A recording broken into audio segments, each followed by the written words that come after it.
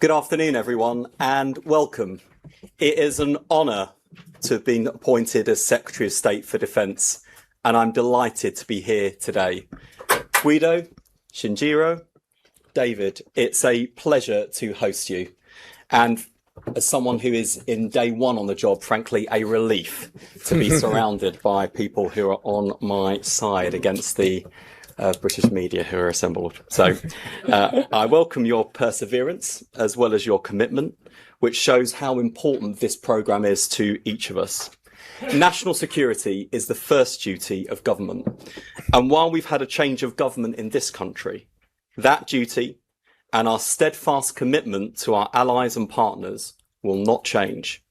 I pay tribute to my friends, John Healey and Dan Jarvis, for the work they've done over the past 2 years. I'm here today to show my commitment to keeping up that momentum from day one. My focus is on maximising our deterrence and ensuring that, should deterrence fail, we're ready to fight and win alongside allies. That means reindustrialisation and building back up our production capacity so we can give our armed forces the kit they need, as well as building and buying British so that we deliver good jobs in communities in every part of our country. It also means pushing the frontier of defence innovation, exactly as we are doing today. And it means keeping our people at the heart of defence. So I'm delighted to be working so closely with Italy, Japan, and now welcoming Canada, the first observer nation to the Global Combat Air Programme. Canada will gain direct insight and privileged access into GCAP, including capability development, industrial collaboration, and long-term delivery plans. David, we look forward to working with you and our Canadian friends in the months and years ahead on this vital project that will deter our adversaries and ensure we can defend against the threats of the future. GCAP means air superiority. Our nation needs it. This government is backing it. The £8.6 billion pledge to this sixth generation fighter in our defence investment plan is a sure expression of the commitment of this government and this Prime Minister. GCAP will create opportunity and economic growth, as well as contributing to our defence and our deterrence. The wider Future Combat Air System programme today already supports 4,500 jobs across the UK, with thousands more expected to be supported over its lifetime as we accelerate progress. This venture also brings together some of the finest minds in the world, pushing the boundaries of the most advanced technologies ever developed as we drive innovation. Its potential is extraordinary. GCAP is a demonstration of the bond of mutual trust our nations share. Together, we will keep our nation safe, support good jobs, and give our armed forces the kit they need to deter and defend for generations to come. Thank you. Now let me hand over to Shinjirō. Thank you. First of all, I would like to express my warmest congratulations to the Secretary Streeting on your appointment. I look forward to working with you closely. As you have been to Japan when you were elementary school student, as an exchange student, I look forward to your next visit to Japan. The Global Combat Air Programme, GCAP, is a milestone joint development project with Italy and the United Kingdom for a next-generation fighter. The program brings together the Indo-Pacific and the Euro-Atlantic located far in the distance from each other. This one-of-a-kind project serves as the basis for connectivity between the two regions and will be a long-lasting foundation for close ties among people, collaboration in technology, as well as cooperation among industries in the decades to come. GCAP is a truly transformative initiative, one that will fundamentally reshape the way the international community approaches security cooperation by enabling a global GCAP community to contribute collectively to our shared security. Earlier, we, the four nations, Japan, Italy, the United Kingdom, and Canada, had a dialogue and made this monumental decision to formally welcome Canada as an observer to the GCAP program. The security of the Indo-Pacific and the Euro-Atlantic is inseparable. And now, at this moment, Chinese and Russian naval vessels are conducting joint navigation operations in the waters surrounding Japan. In the middle of it, a Chinese naval vessel conducted live fire exercises within Japan's EEZ over the weekend. Amid this increasingly severe security environment, it is my great pleasure to join the celebration to announce Canada's observership. It is monumental as Canada is geographically located between the Indo-Pacific and the Euro-Atlantic. I have met and had frank discussions with Defense Minister McGuinty on many occasions such as in Munich, Tokyo, and Ankara. I am very much encouraged by Canada, which has been enhancing their engagement in the Indo-Pacific in recent years. Canada's participation in the program as an observer will provide great momentum to further strengthen Japan-Canada defense cooperation. Looking ahead, I strongly hope that Canada's participation as an observer in the program will further advance the cooperation among our four nations in initiatives such as supporting greater alignment of strategic priorities and help expand the network of cooperation among like-minded partners. Thank you very much. Thank you. And now, Guido, if I could turn to you. Grazie. Thank you. Thank you very much for coming here today. It's a great honor for me to be here with you today. And also to accompany you. It's the first day at school. Congratulations, dear colleague. We're starting a press conference with 3 ministers. It's very difficult, but starting GCAP is even more difficult. We're not here. We are here, of course, to support them as a friend in this very important moment for you and for the UK. We cooperated with the people that came before you in the way that we cooperate with friends, and we're still friends, and you're very, very lucky, fortunate that one of those of your friends is in charge of finances and the balance sheet. And this is very important for the defense in the UK. Yeah, we just pray that this will continue.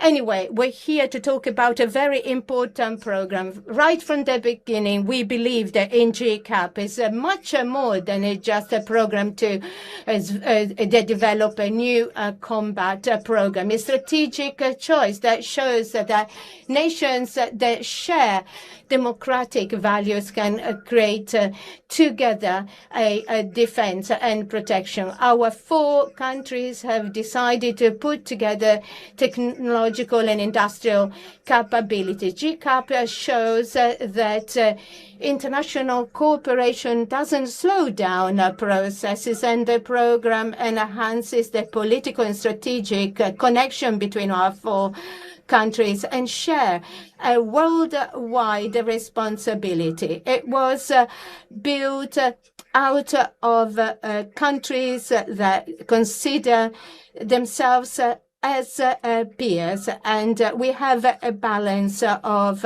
our benefits. And we're very happy to welcome the participation of Canada as an observer. This is recognizing the fact that GCAP represents a credible cooperation program between allies. Our allies share our principle, and this reinforces the project. GCAP doesn't only produce safety, security, but also industrial competitiveness. And Shinjirō mentioned Russia and China. This is also a response to the aggression of countries like China and Russia, to show that we reply to this aggression. expression, because we can create a stronger program to use critical mass and to show that we will carry on fighting. We will not accept violence. And for this reason, too, GCAP is very important. And for this, I'm very honored to be here to represent Italy. By certainly no means least, David, we're very glad to welcome you here today. Well, thank you very much, Secretary Streeting. Wes, thanks for the generous hospitality. Congratulations. It's a great honor to be here alongside my colleagues from the United Kingdom, Italy, and Japan. Bonjour à toutes et à tous. Today is about more than a program. It's about an enduring strength of partnership. Our four countries are united by shared values, by mutual trust, and a common determination to protect the peace, security, and international rules-based order that generations before us have worked so very hard to build. Nos partenariats sont fondés sur la confiance, sur des valeurs communes et sur une conviction simple. Nous sommes plus forts lorsque nous agissons ensemble. We are much stronger together. That responsibility has never been greater. The world is becoming more contested. Strategic competition is intensifying. Technology is transforming the character of conflict at an unprecedented pace. We like to say in Canada that we will never again see the pace of change so slow. And the nations that can innovate together, build together, and stand together will be best positioned to meet the challenges of tomorrow. That's exactly what the Global Combat Air Program represents. Today, Canada is proud to become its first observer nation. This is an important milestone for Canada. It's also a powerful reflection of the trust that exists between our countries, and it reflects our shared commitment to shaping the future of collective security. Observer status will give Canada the opportunity to deepen its understanding of next-generation combat air capabilities, strengthen our industrial collaboration, and contribute more closely to the partnerships that will define the future of air power. In fact, it reflects a simple truth. No nation can safeguard its security alone.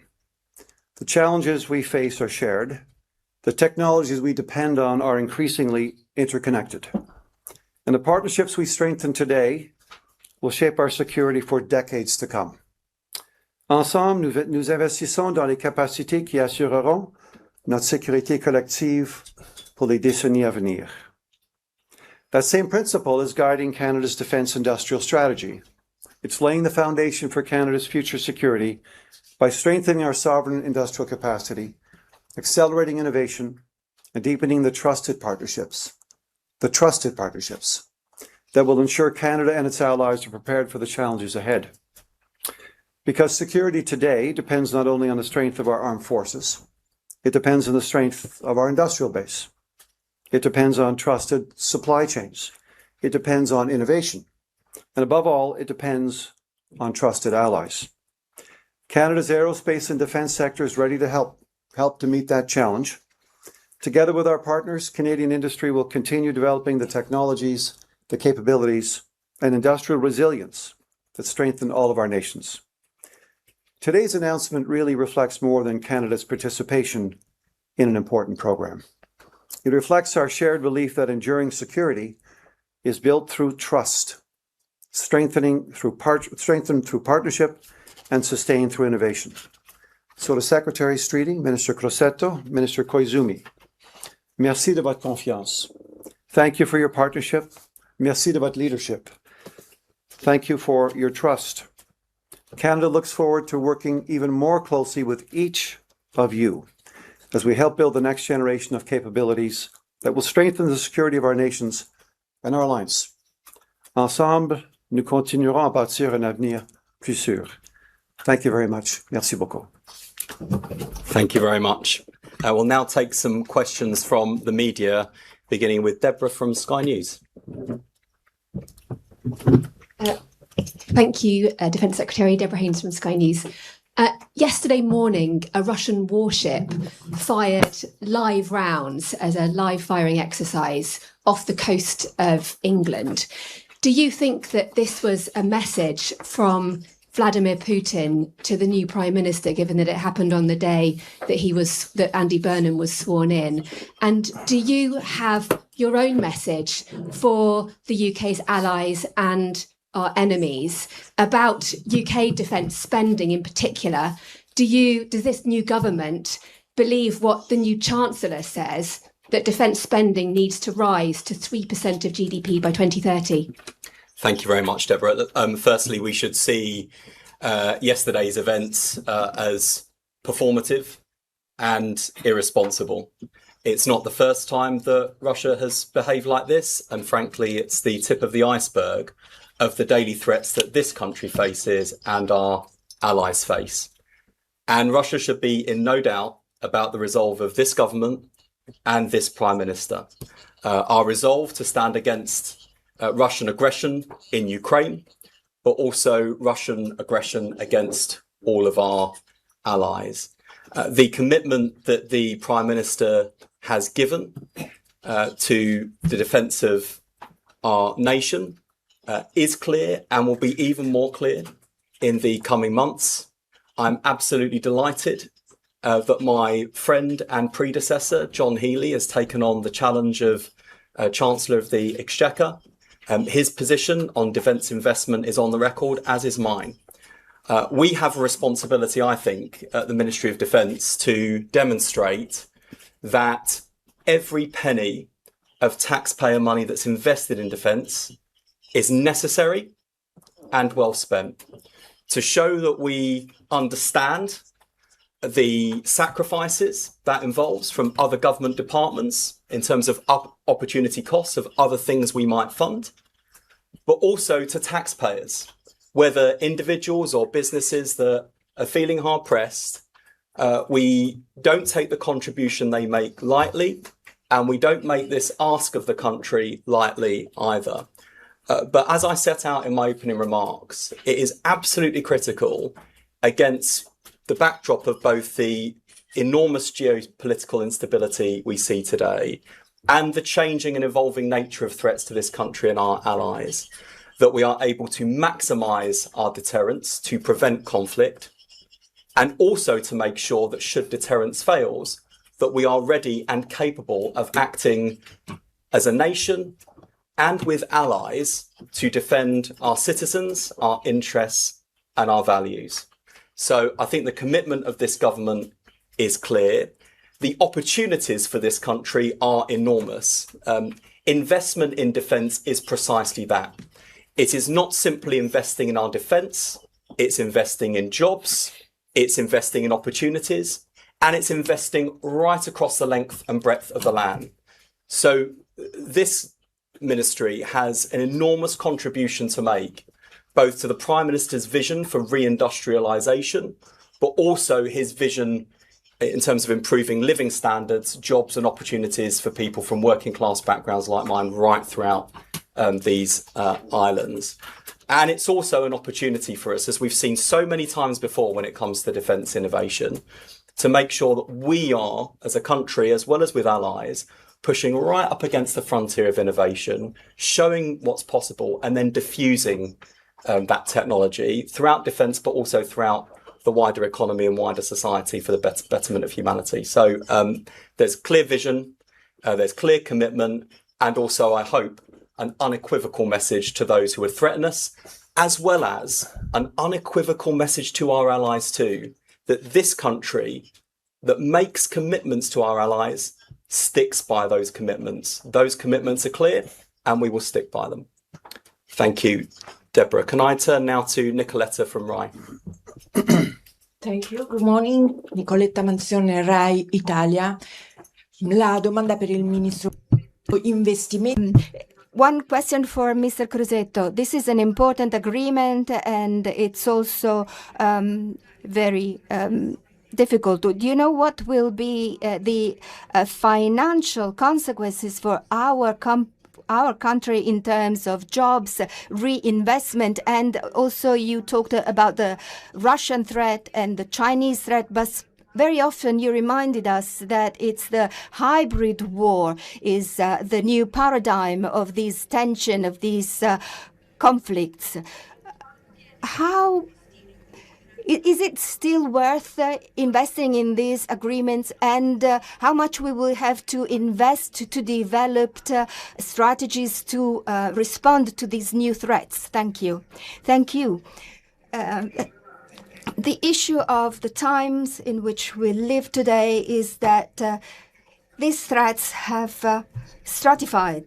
There are new threats that change from day to day, that technology brings to us, which are added onto the old threats. We have drones, but we still have tanks. We have AI, but we still have trenches in Ukraine, for instance. So war hasn't changed. It has become more complex, and the old war that we used to know has changed, has been added and enhanced with new technologies like hybrid war on our banks, data banks, our nations, and every day there are hundreds of attacks that we don't see, that nobody sees as a war, but they come from countries, not Japan, Canada, and United Kingdom, but mainly Iran, Russia, and China, especially China. But there is a very broad sense of malaise, which is the change of public opinion through social media, through a scientific system whereby algorithms, which are more and more complex, are trying to influence public opinion to destroy democracy, because democracies are intrinsically weaker. In China, there is no vote, so there is no point in trying to influence the opinion of a Chinese person. But influencing the opinion of our country, people of our country, has devastating effects, because it undermines democracy, because it's a slow system and requires compromises. This program is aimed at combating also these issues. Our democracies are responding to this provocation with investments which are forward-looking. The investments in GCAP is not an investment in a plane. It's an investment in technologies that don't exist yet.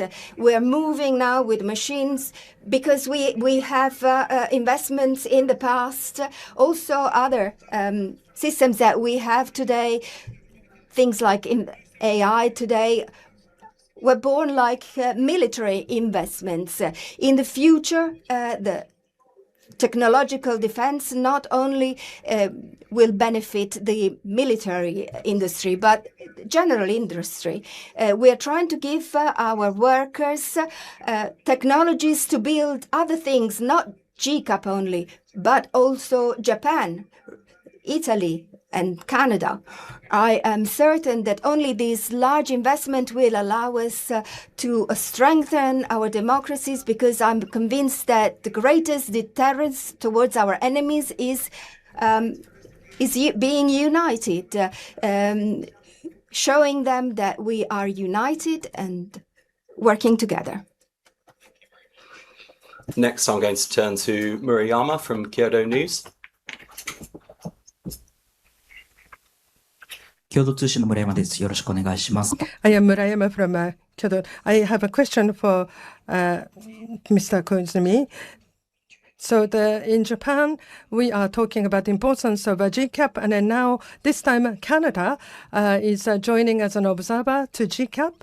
And including GCAP, now we have together the defense ministers together, and then sending the message as a united message together. What's the significance of 4 defense ministers getting together, send a message?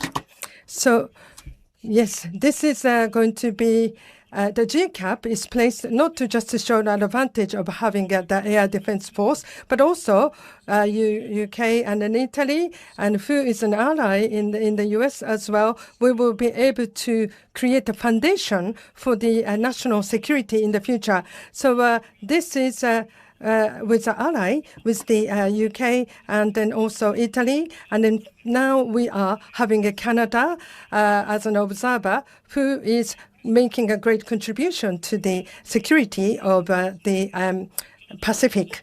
And then so I am so happy that we all together, 4 nations together, are able to show the commitment through making this press conference together and making the announcement together. And then as we heard from the Wes Streeting, the UK Minister of Defence, that sent a very strong message of commitment on the day one of his assuming this role. As I was listening to him, I couldn't believe that this is actually his day one doing this job. And then I thought that it is so great that we are able to have this kind of very strong partner and this GCAP program. And then we now together with the day one for the this Mr. Streeting, and then also having Canada accessing to us as a GCAP program, it's sending a very important message to the rest of the world about the significance of GCAP. Press conference on day one in a new job. Now I'm taking Redmond from Global News Canada. Just get you a microphone. Redmond Shannon, Global News Canada. For Minister McGuinty, what leverage does this announcement, this involvement give Canada in current or future trade negotiations with the United States, be they in defence or other areas, and in an era of rapid drone and UAE development? Is this where Canada should be focusing its efforts? Well, thank you for the question. This isn't a question of leverage. This is a question of perhaps going back to the answer that my colleague, Minister Koizumi, gave a moment ago. The message really is that we're stronger together. And this is an initiative that Canada is honored to be able to join, because it's going to allow us to deepen our understanding of 6th generation combat air capabilities. It's going to strengthen our collaboration with trusted allies here at these podium. It doesn't commit Canada to overt procurement or deeper future program participation, but it does allow us to deepen our relationship with 3 prominent actors in this space. We're not entering this agreement. We're not becoming observers in this arrangement as a result of our ongoing negotiations with the United States. Those will continue. They're being led by the Prime Minister, by Minister LeBlanc, Minister Champagne, our chief negotiator. So we're looking forward to learning. We're looking forward to sharing. We're looking forward to being at the cutting edge. As our colleague from Italy said, we're developing things. This process will be developing things that remain to be developed. So it's a great honor to be here, and we're just looking forward to going forward and learning. Thank you. And next we'll turn to Mark from the Daily Mail. Thank you, Secretary of State. Apologies for dragging you back to domestic matters, and welcome to the role from the Defence Correspondents Association. When you say the Prime Minister's commitment is clear and will be even more clear in the coming months, are you hinting at a rise in defence spending this year, or perhaps a notification on the timetable to reach that NATO target of 3.5%? I think the Prime Minister has been clear and will continue to do so, that this is a country under his leadership that honours our commitments to our international allies and partners. He recognises both the challenge of current threats this country faces, but also the evolving nature of those threats and the need to invest in defence. I think one of the enormous strengths of this Prime Minister is, as he leads our country through big domestic and international challenges, he has an unrivaled ability to tell a story about this country, where it is and where he wants to be. And I think the country is crying out for that kind of leadership. They want to see a government that's on their side. They want to see a government that's able to confront big domestic and global challenges. And they want to know that things will get better. And they want to be able to hope again. And it can be particularly easy in this space when there are the daily threats that we face, and we are confronting war still in Europe, and we are thinking about the ways in which warfare is changing, to see that through the lens of pessimism and fear, but actually hope is built on strength. And that's why, in terms of the sort of strength of this country, its social fabric and the jobs, the opportunities, the equality we want to see in this country, you don't have that kind of social justice without national security, and the two go hand in hand. And that is a fine Labour tradition going right back to the days of Attlee, Bevin and Bevan. And I think that is a spirit you'll see reflected from this Prime Minister and this government. As to future fiscal events, it's for the Chancellor to make announcements on those matters. But I certainly feel like we've got a firm friend in His Majesty's Treasury. I'll turn to Alessandro from ANSA. Yeah. Alessandro Groscino, Italian News Agency, ANSA. Admiral Cabo Dragone from NATO headquarters said that Ukraine, in his opinion, is turning the tide in the war against Russia. So do you think, I asked Minister Crosetto, but also whoever want to answer, do you agree with this idea that Ukraine can actually win the war against Russia?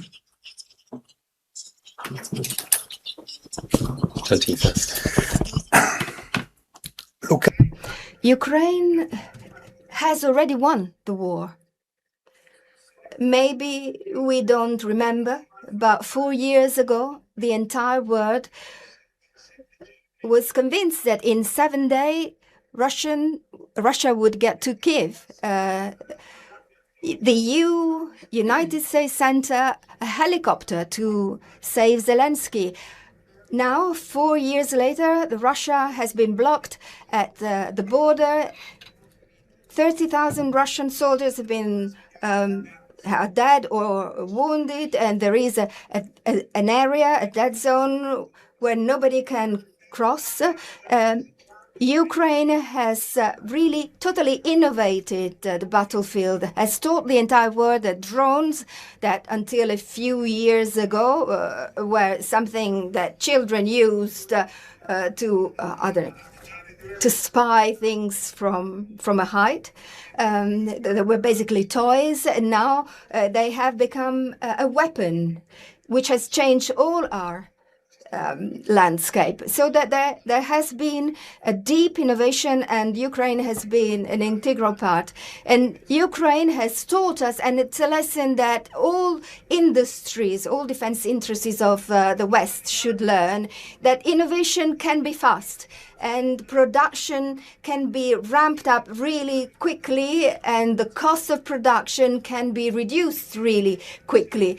And the defense industry has to become like other industries, meaning able to industrialize and compete on costs and times and production level. The Ukraine war is different from Russian war because Ukraine doesn't want to conquer and win Russia. It's fighting for its existence. It's strong, and that's why it's winning this war. Ukraine never wanted to harm Russia.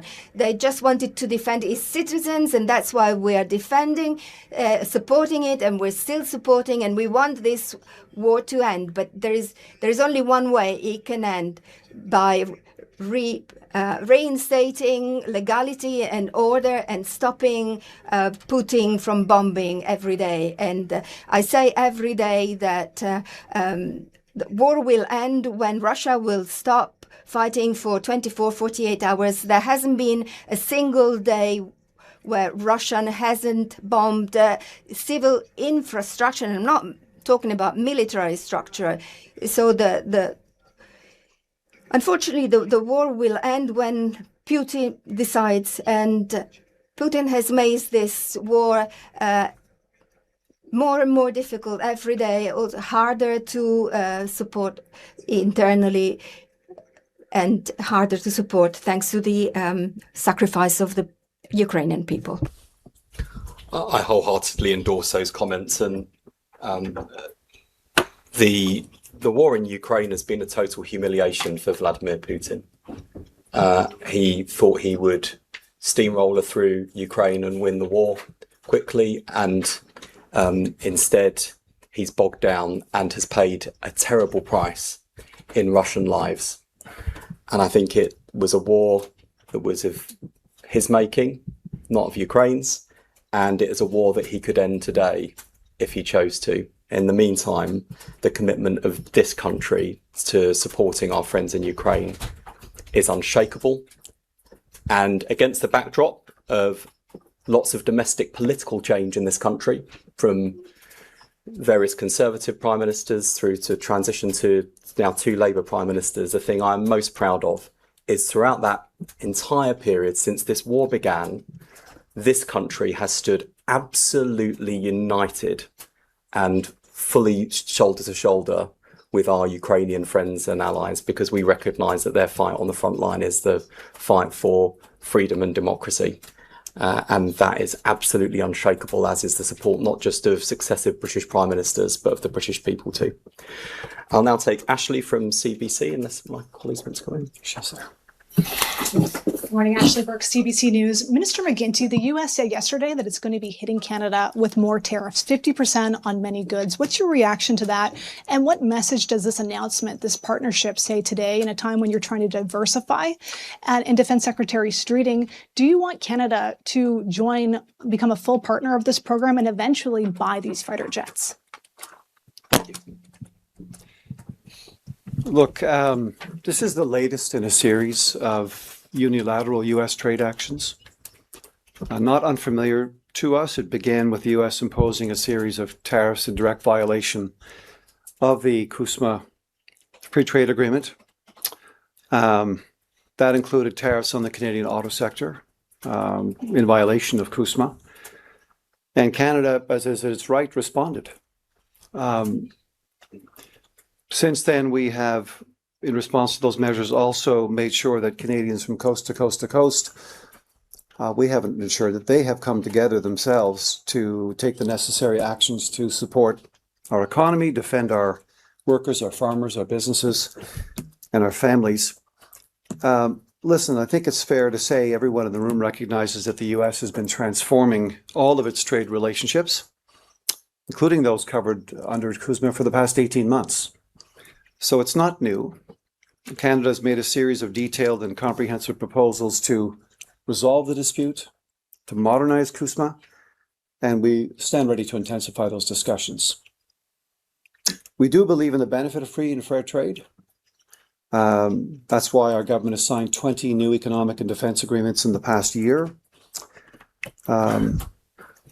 This trade dispute continues to cost families money, particularly American families.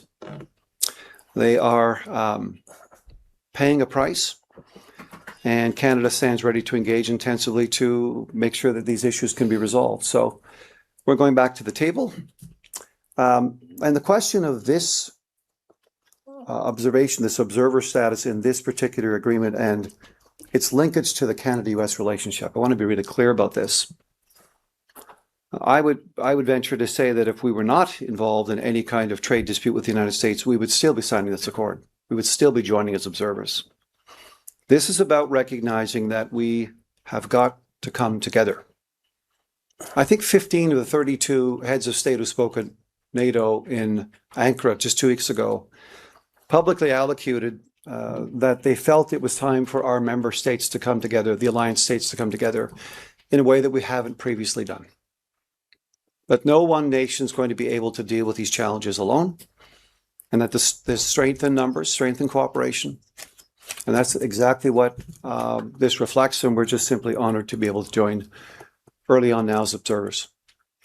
Yeah, I absolutely agree with that. I think this is a reflection of shared values, shared interests, and also a shared commitment to deepen our defence and industrial cooperation with a close ally. There's no commitment to purchase, no obligation on our Canadian friends, but we're delighted that they're taking up this observer status. It means they can gain a greater understanding of the programme, its capabilities, long-term vision, and we'll take it from there. But the fact we've got Canada with us here today and interest in the programme, I think speaks to the strength of the programme itself, and also our commitment both to our bilateral relationship but also our multilateral partnership too. Last but by certainly no means least, Chris Mason from the BBC. Thank you. Thank you, Chris Mason, BBC News, and congratulations to you, Defence Secretary. What's your message to your former cabinet colleague, Darren Jones? Would you suggest he gives social media a break for a while, or has he delivered a blunt truth about the Prime Minister's tax cut being unfunded? Thank you. I've been immersed in the Ministry of Defence today, so you'll forgive me if I haven't seen in detail comments made by Darren Jones. What I can say, having come here straight from Cabinet this afternoon, is that what you will see and hear from this Prime Minister and Chancellor, both in the coming days, months and years, is a commitment to be both bold and also credible. Where we're making commitments to the country, it's because they're affordable, and we will set out how those things will be funded. And Darren Jones was a good colleague, served this country well, and certainly look forward to working with him, regardless of where he happens to sit in the House of Commons chamber. Thank you very much. Thank you, everyone. One question for you? No. No, fine. I did not have a... Yeah. Thank you. That is it. Thank you.